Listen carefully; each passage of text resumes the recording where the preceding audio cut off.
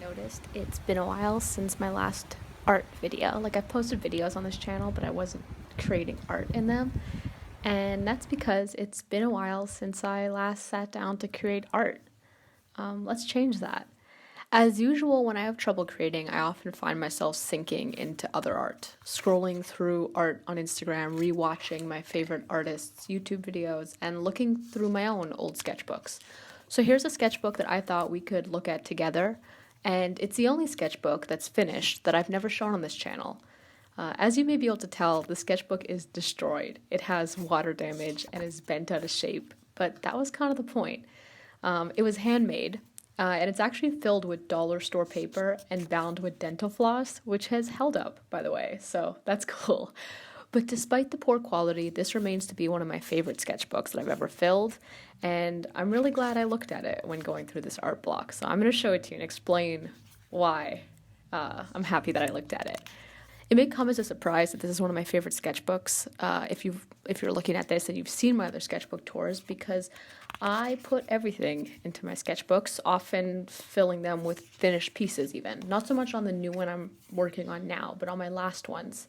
And yet with this little handmade sketchbook that I made small enough to fit in a pocket with the cheapest materials I had, it's one of my favorites. And I think that these downfalls, I guess you could call them, the cheap materials and the fact that it's destroyed, are the very reason I love how the sketchbook turned out so much. I didn't feel like the sketchbook was precious. I carried it around with me everywhere. Whenever I felt like putting pencil down to paper, even if I had nothing specific I wanted to draw, I didn't think about making a good final piece. I just wanted to fill in the sketchbook, and I thought, I might throw it out at the end.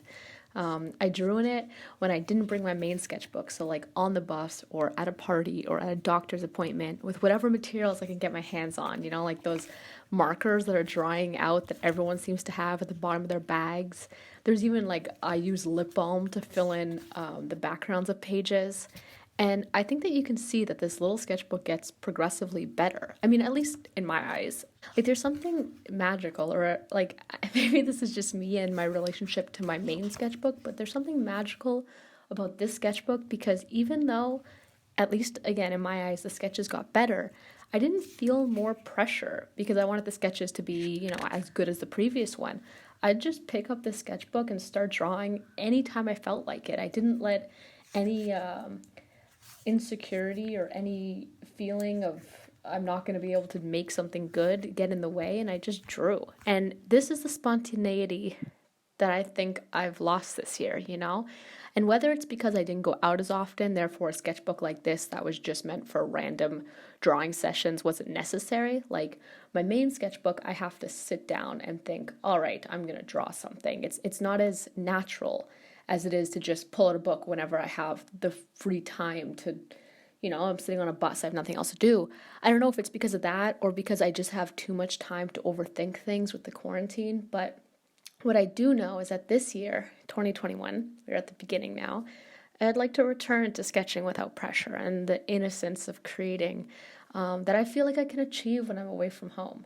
There's something about looking at the sketchbook that just, I don't look at it as good piece, bad piece. I look at it as where I was at the time and what I was feeling and what I was thinking. And it's just a combination of memories. It's not final art pieces. It's not really good ideas that I want to come back to. It's just me trying to get something out on paper because sometimes you just want to have the feeling of pencil on paper. And now this sketchbook is just a combination of memories of different times that I felt like I needed that. And that makes me so happy. And I don't look at this in the way that I look at my other sketchbooks. And that's something that I realized when looking through, when touring this sketchbook, I guess, is that I want all my sketchbooks to feel like that. I mean, I'd like them to have nice pieces, but this sketchbook has nice pieces, even though it has that freedom in it.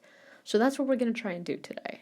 So we've already gotten pretty far in this video without me explaining what's going on in this sketchbook spread. But I basically thought I would give myself a simple challenge of sorts to get myself back into creating without that pressure. And so in mid-November, I was lucky enough to be able to go visit my family, who I wasn't able to see at Thanksgiving, which in Canada is celebrated in October. And they both live in lovely towns in Ontario, which make me want to pull out my sketchbook and paint every time I go outside, but it was November in Canada, so it's not really an option.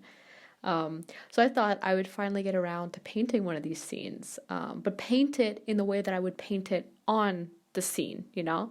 And I know myself. I know that if I'm out and about and lucky enough to have the opportunity to draw, I don't think twice about a final piece because it's just such a peaceful feeling that you can derive from just being away from home and creating. I don't know if that makes sense, but you know, although it's cold outside and I'm stuck indoors because of quarantine, I thought I'd sort of simulate that spontaneity, you know, work with big brushes and let my creativity keep filling up pages because I don't have distractions like a video to watch while paint is drying. I mean, I guess I do have videos to watch while paint is drying, but I'm not going to allow myself to watch it. I'm just going to keep filling up the page as I would if I was outdoors. And most of all, I'm just going to let myself enjoy the feeling of putting paint down on paper just for the sake of putting paint down on paper.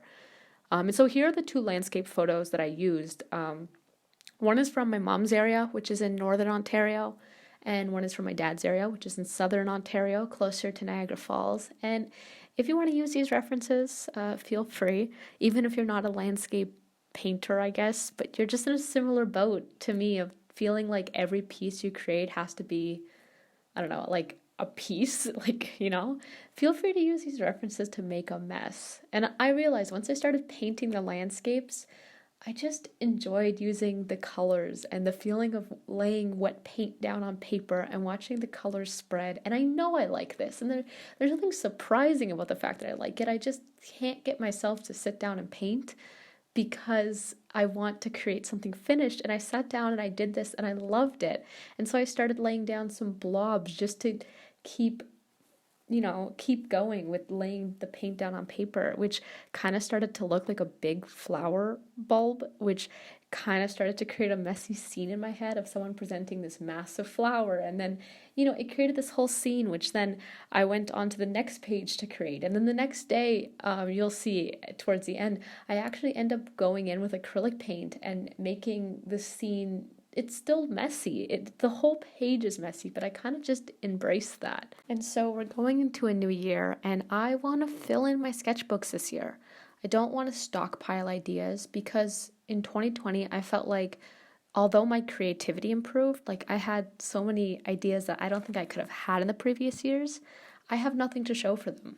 I barely completed any of those projects, and you know, I'd sit down to work in my sketchbook and hold back all the things I wanted to create to wait for the perfect time to create them so I could make them exactly how I visualize them in my head, which is never going to happen. And so I'd sit down to create and beat myself up for having no ideas, but not that I don't have ideas, it's that I held it all back, you know? And so this is just a short video. It's not resolutions or goals or anything, but just my thought process and an attempt to start off the year drawing without pressure. And, you know, this year I have so much I want to get done, including my portrait challenge. If you're interested in finding out about that, go check out my video 2 videos ago, I guess. And yeah, I want to spend this year improving as an artist. And so that's my 2 cents for the day. I hope you have a wonderful day and a happy new year too, I guess. See you soon.